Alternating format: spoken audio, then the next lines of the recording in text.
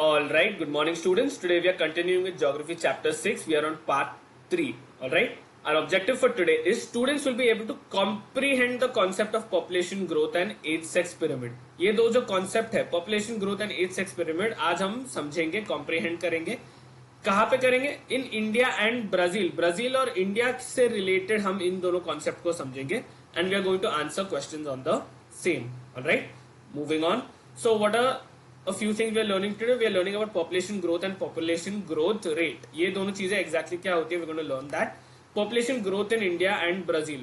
India और Brazil के related ये दोनों इन्फॉर्मेशन कैसे लगता है वो हमें आज देखने को मिलेगा. एंड एज सेक्स पिरामिड, जो एज सेक्स पिरामिड का जो कॉन्सेप्ट है इंडिया के ब्राजील के रिलेटेड वो क्या है, कैसा है, वो सब आज हमें इस क्लास में पता चलेगा. Students, keep a pen and notebook ready because you will have to take a lot of notes in this class. All right, and also pay attention to the explanation. Concept easy है लेकिन इतना भी easy नहीं है कि तुम सिर्फ notes लिखोगे और तुम्हें समझ में आ जाएगा. No, just listen to the explanation, listen carefully to all that I have to say, and if you do not understand, pause the video, go back and listen to the explanation once more.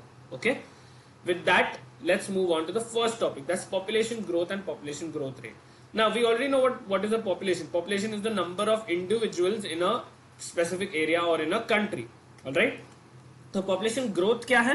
Population growth is the increase in the number of individuals in a population. Simple explanation, जैसे हमारा population, जैसे हमारे लोगों का number increase होता है तो वो पॉपुलेशन ग्रोथ होता है. For example in this chart you can see in the world population increase from 3 billion to 4 billion to 5 billion to 6 billion to 7 billion. Alright, तो पॉपुलेशन, ये ग्राफ ऊपर क्यों जा रहा है, पॉपुलेशन बढ़ क्यों रहा है? क्योंकि नंबर ऑफ लोग बढ़ते जा रहे हैं दुनिया में, नंबर ऑफ लोग बढ़ते जा रहे हैं, नंबर ऑफ इंडिविजुअल्स बढ़ते जा रहे हैं, and that's why that is population, that this concept of the growth of individuals is known as population growth. All right, now we come into the second concept, population growth rate. Population growth rate is the rate at which the number of individuals in a population increases in a given time period. Let's break this down a little. Population growth rate exactly क्या होता है? Is the rate at which the number of individuals in a population increases. यानी कि जिस speed से population बढ़ रहा है, कब? इन अ गिवन टाइम पीरियड, एक पर्टिकुलर टाइम पीरियड में, किसी टाइम के बीच में जिस स्पीड से पॉपुलेशन बढ़ रहा है, that is population growth rate. Let's look at this chart. Now this chart is showing us the population growth rate of India every 10 years. Okay, 1951 to 61 में 21% के 22% के आसपास था.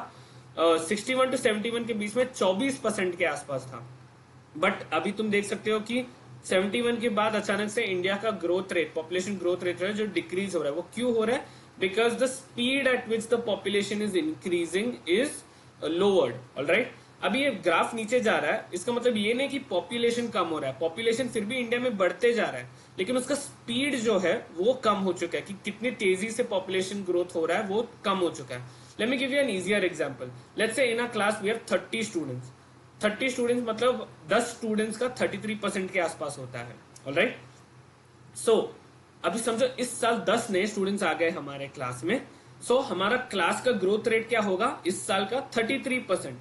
अगले साल समझो 20 नए स्टूडेंट्स आ गए, समझो कि अगले साल क्लास हमारा कंटिन्यू होगा. ऑलराइट, तो अगले साल 20 स्टूडेंट और आ गए, तो 30 और हम पिछले साल के 10 40 होते हैं, 40 और अगले साल के 20 यानी 60 स्टूडेंट्स हो जाते हैं. यानी हमारा क्लास का परसेंटेज अभी बढ़ के 66% से ग्रोथ हुआ है, 66% से ग्रोथ रेट हुआ है.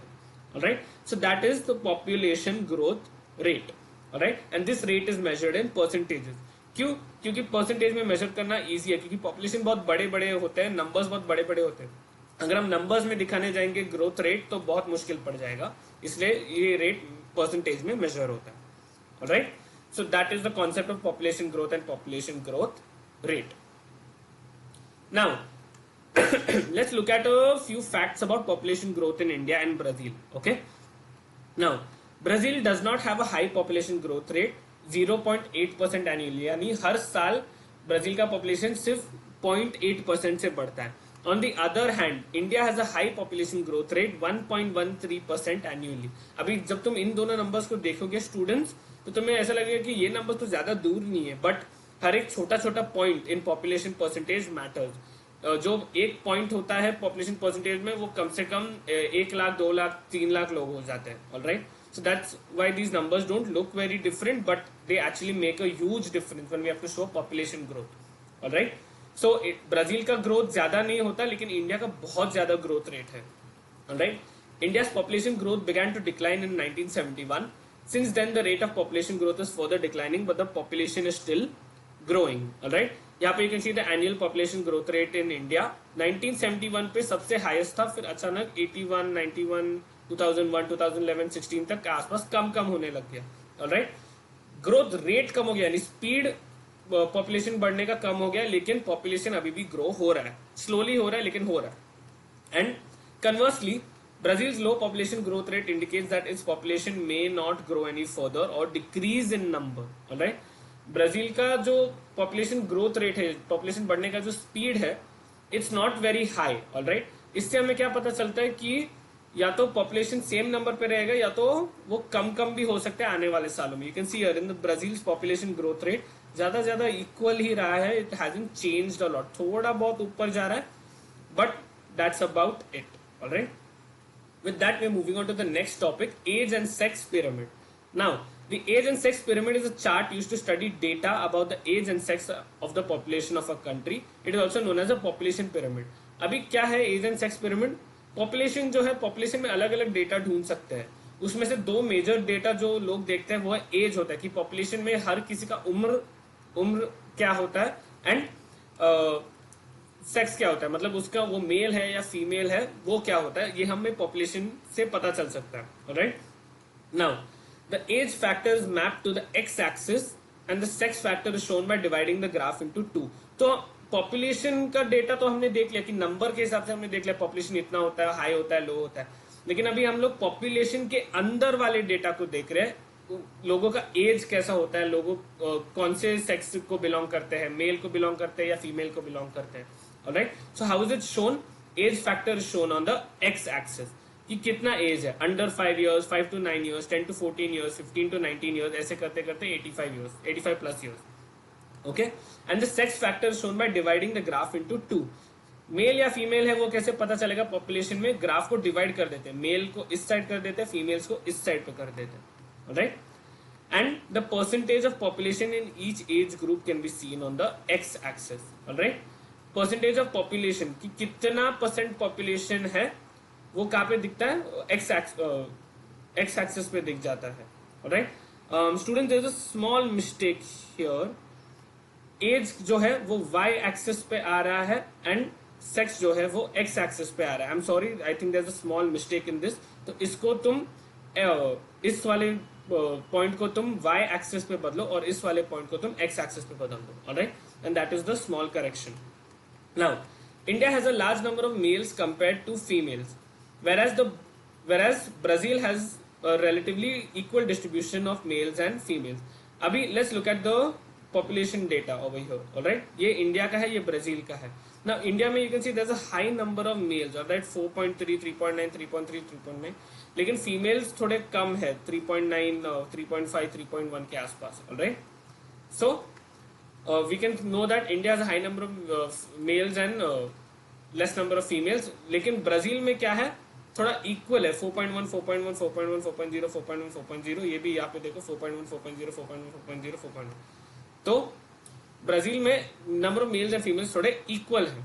Alright, and in both India and Brazil the percentage of working young people is high. तुम दोनों पिरामिड्स को देखोगे, इंडिया का भी ब्राजील का भी, यू कैन नोटिस दैट यहाँ पे वर्किंग पॉपुलेशन जो है, यानी 20 से 34, 40, 50 साल तक का वो जो वर्किंग पॉपुलेशन वो थोड़ा बहुत सिमिलर है, भले वो मेल हो या फीमेल हो. यंग लोग बहुत ज्यादा नंबर में है, या the number of young people is very high in both the country. Right, and Brazil has a slightly higher amount of elderly whereas the number of infants are higher in India. India और Brazil में क्या एक फर्क है कि Brazil में बूढ़े लोग जो है या एल्डरली लोग जो है वो ज्यादा हाई नंबर में, you can C 0.3 versus 0.1. Alright, 0.6 versus 0.9. लेकिन इंडिया में बच्चों का नंबर ज्यादा है. ऑलराइट, 4.5, 4.6 का परसेंटेज है, यहाँ पे 3.5, 3.5 का परसेंटेज है. Alright, you can notice male female से ज्यादा फर्क नहीं पड़ता इसमें, लेकिन you can see the number of elderly is higher in Brazil, and the number of children are higher in India. So this was the concept of 8-sex pyramid. With that, students, we have reached the end of our lecture. These are the two questions I want you to answer for today. What do you think are the reasons for the high population growth rate in India? India में population growth rate high क्यों है? Alright. This is a thinking question. You won't find the answer in the notes. You will have to research a little and find the answer to this. And second question is, what can be done to control population growth? List down 2 to 3 steps that can be taken. Alright. तो population growth को अगर control में लाना है, population इतना high होता जाएगा तो हम दूसरे लोगों को खाना पानी रहने का जगह नहीं दे पाएंगे, जॉब्स नहीं दे पाएंगे. तो पॉपुलेशन को कंट्रोल करने के लिए what are few 2-3 steps that can be taken. I want you to think about this. Again, ये तुम्हें नोट्स में कहीं नहीं मिलेंगे. You have to think about it and answer it in your notebooks. Alright. With that, students, we have reached the end of our lecture. Thank you so much for learning. If you have any doubts, any questions, please reach out to me on WhatsApp via voice note. Alright. Thank you so much and have a nice day, all of you.